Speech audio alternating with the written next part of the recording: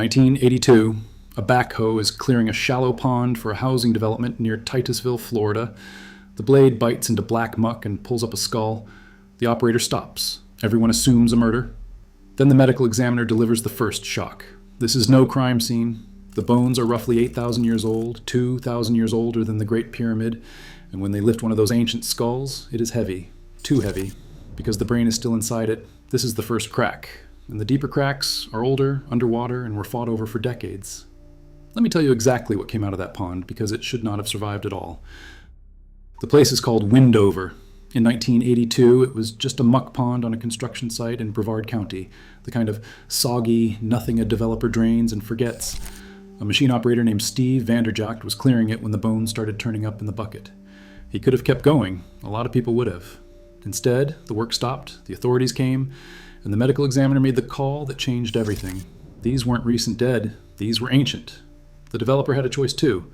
Pave over it quietly, say nothing, and no one would ever know. Instead, he halted the project and brought in archaeologists from Florida State University.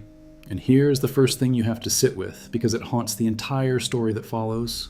Windover was saved by a phone call that almost didn't happen. How many ponds, how many trenches, how many muck pits got scraped flat by a machine operator who just kept driving? Nobody knows. That's the point. The record we trust is the record that got lucky.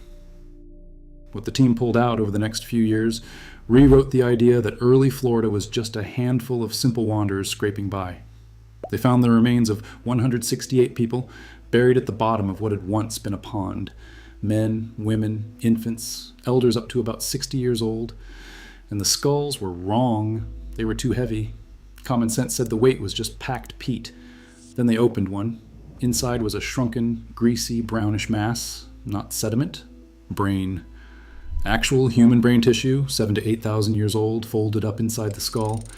They didn't find one. They found 91.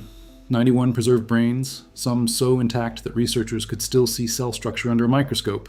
It is the oldest preserved human neural tissue ever recovered anywhere on Earth. And it was sitting in a drainage pond scheduled to become a cul-de-sac. Here is why it survived, and it matters, because the reason is the whole story. The peat at Windover was oxygen-free. No air, no bacteria, no fungi, nothing to do the rotting. And the water chemistry was neutral, not the acid of a typical bog that eats bone. Neutral peat plus no oxygen plus fast burial equals a chemical accident that stopped decay in its tracks. Bury those same bodies in dry Florida sand, and they'd be gone in a few years. Nothing left. No brains, no story, no Windover. That single fact should make you deeply suspicious of the tidy timeline you were taught, because it means the version of the past we accept isn't the real past. It's the survivable past. It's whatever happened to resist rot. Everything soft, everything wet, everything that decayed on schedule was quietly deleted from the record, and we built our confident story out of the leftovers. And Windover's leftovers were not the leftovers of simple people. One woman's stomach still held her last meal. Fish, berries, seeds. You're looking at a specific afternoon, 7,000 years ago, frozen in a body. The dead weren't dumped, they were placed. Bodies flexed on their left sides, heads pointed west, staked down underwater on purpose with lashed branches so they'd sink into the peat. Some had every finger and every toe individually wrapped in cord. And they were shrouded in woven fabric, some of the oldest cloth ever found on the planet. People who could weave, people who buried infants with care and kept the elderly alive for decades.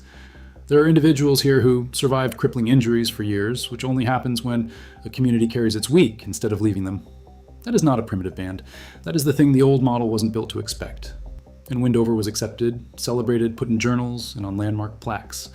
So why does this feel like the start of an expose instead of a feel-good discovery? Because Windover is the door. Once you understand that a pond preserved cloth and brains by accident, you have to ask the obvious, dangerous question. What was Florida hiding in the places that didn't drain into a construction lot? What was in the water? The answer is where the field stopped celebrating and started fighting. Move south towards Sarasota to two sinkhole springs called Warm Mineral Springs and Little Salt Spring. These aren't ponds you can pump dry. These are deep, drowned shafts in the limestone. And to work them, you don't need a trowel, you need scuba tanks.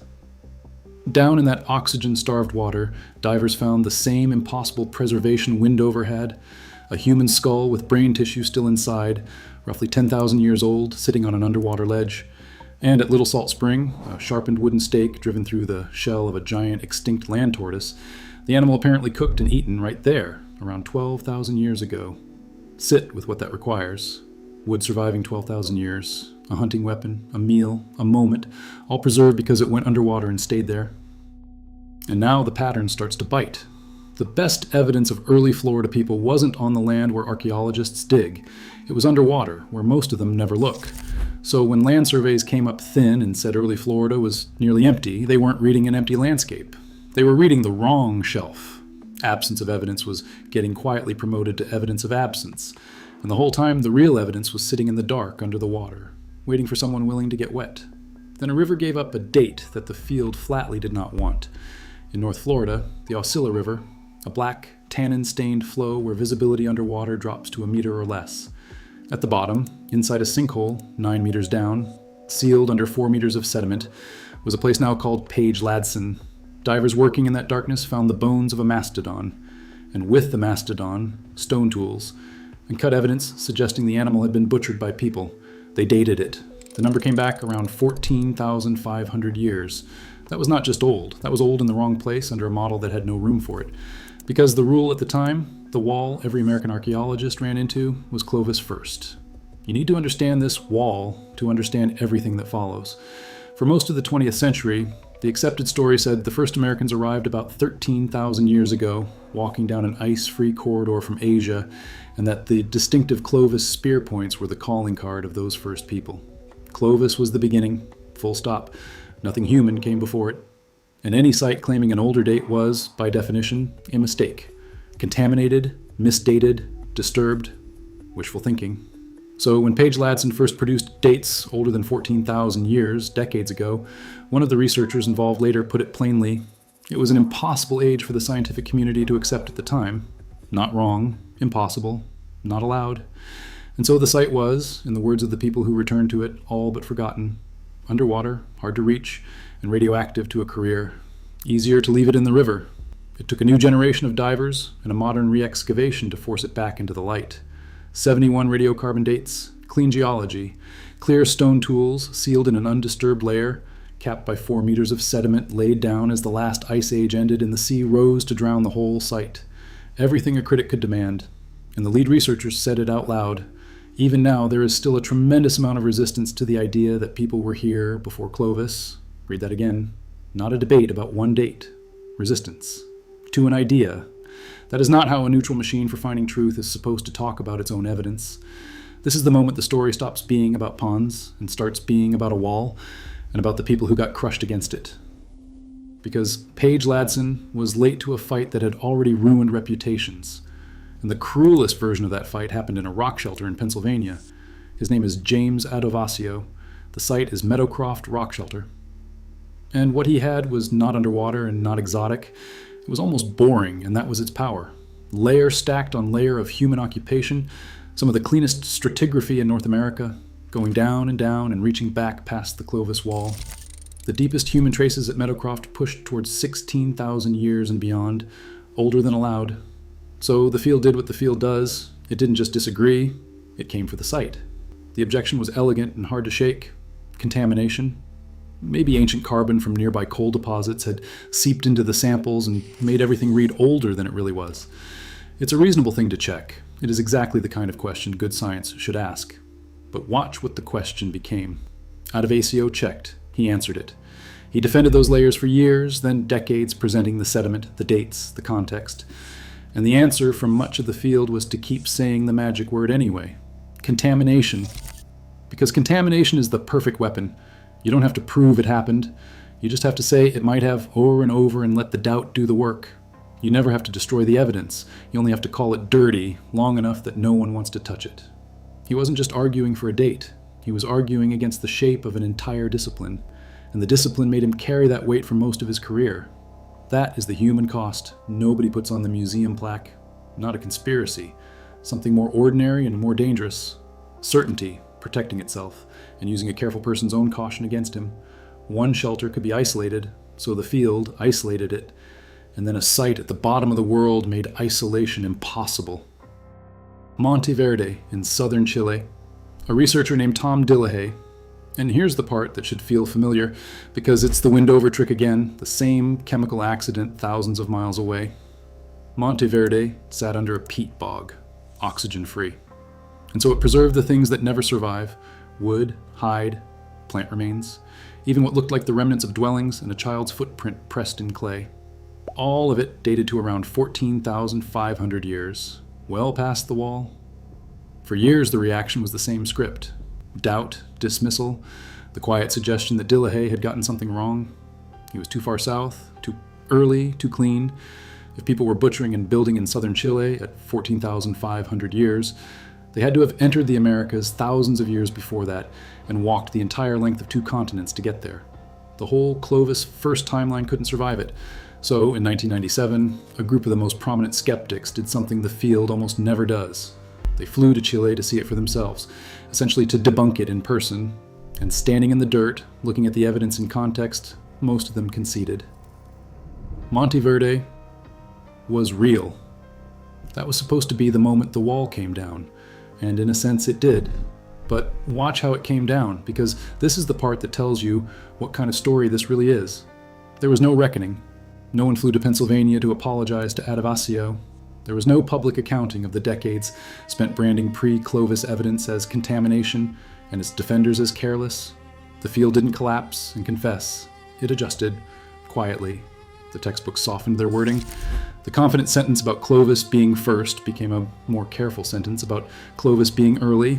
The maps grew a few new arrows, and a generation of researchers who'd been treated as reckless simply watched the discipline slide, without comment, onto the ground they'd been standing on the whole time. The retreat didn't come as an apology. It came as a revised paragraph. And once the wall cracked, the evidence that had been waiting on the wrong side of it started coming through from everywhere. The next piece was the one that finally made the argument something you could see with your own eyes.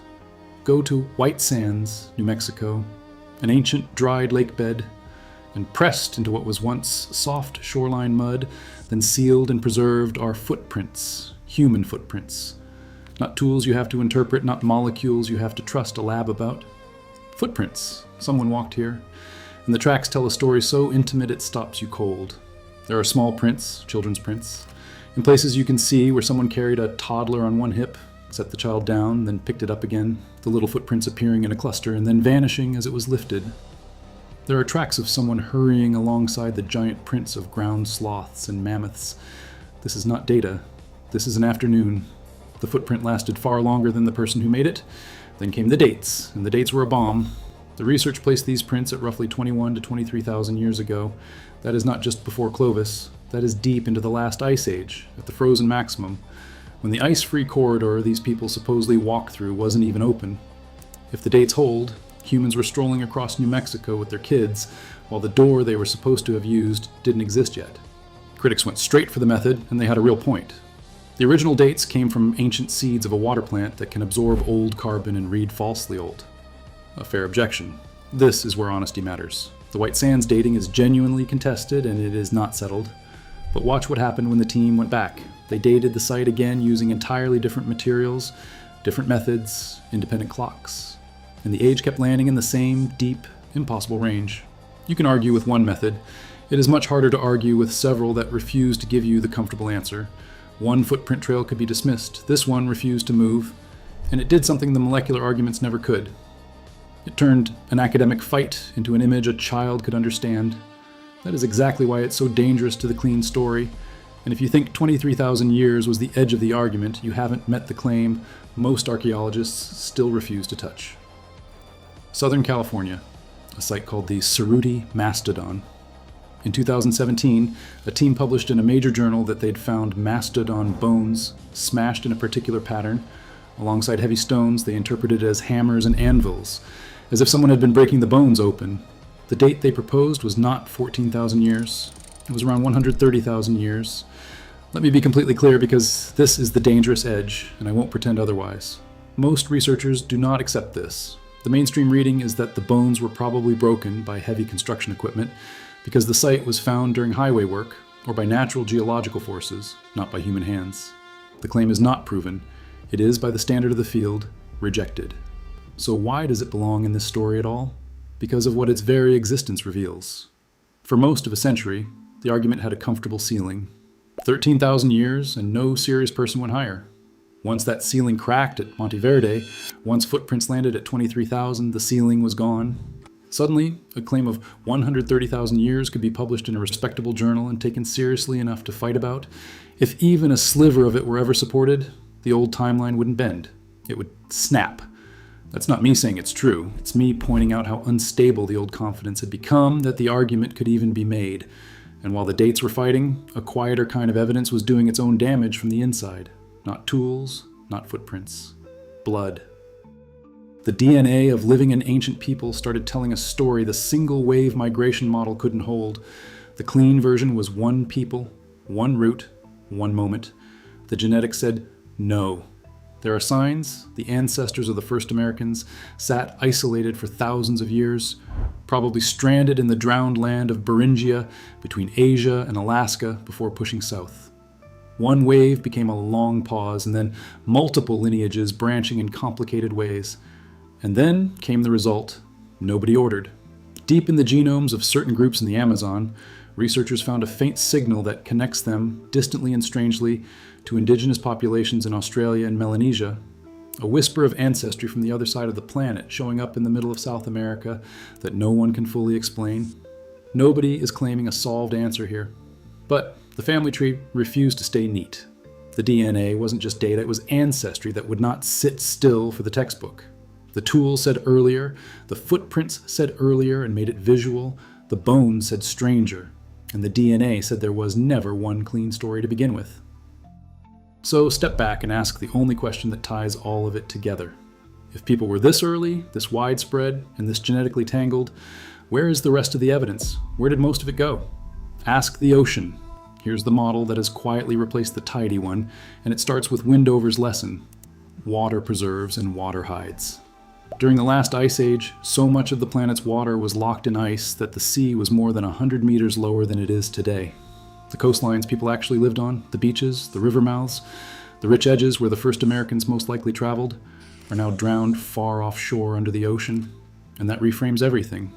The leading idea now isn't a single frozen march down an inland corridor, it's a coastal route, sometimes called the Kelp Highway, people moving down the Pacific edge of the Americas by boat, following the sea's abundance, generation after generation, not walkers trapped by ice, mariners hugging a coastline, which would explain the early southern dates, the speed, the spread, and it would explain the silence, because the campsites of those coastal travelers aren't missing. They're underwater, sitting on the old shoreline 100 meters down, exactly where almost no one has excavated. Look at what we've already learned to accept, and it stops sounding like speculation. Ancient people reached islands that were never connected to the mainland, which means they had boats and the nerve to use them far earlier than the old story credited them. Once you grant that ancient humans could cross open water, the picture of them as slow inland foot travelers waiting for permission from the ice just falls apart. They were more capable than the clean model ever wanted to admit. It underestimated them. It had to stay clean. So separate what we actually know from what we're still chasing, because the honesty is the point. This is established. People were in the Americas well before Clovis. That fight is over, and the pre-Clovis side won it. This is established. Windover and the Florida Springs really did preserve brains, wood, and cloth thousands of years old because the chemistry of oxygen-free water stopped decay. This is genuinely debated. The exact dates at White Sands, the full shape of the coastal migration, how many waves there were. And this is not accepted, and I've told you so plainly, the 130,000-year claim at Cerruti. Keep those separate, and the story doesn't get weaker. It gets stronger, because you don't have to exaggerate any of it. Now go back to the beginning, back to the muck pond in Titusville that a backhoe operator refused to ignore. Windover never proved a lost civilization. It proved something quieter, and if you follow it all the way down, far more unsettling. It proved that the past we're confident about is only the part that survived the rot. Everything soft, everything coastal, everything that went into acidic ground or dry sand or the rising sea is simply gone from the record, and we built a clean, confident timeline out of the durable scraps that were left. And when new evidence surfaced from the parts that did survive, the underwater sites, the deep layers, the footprints, it wasn't welcomed.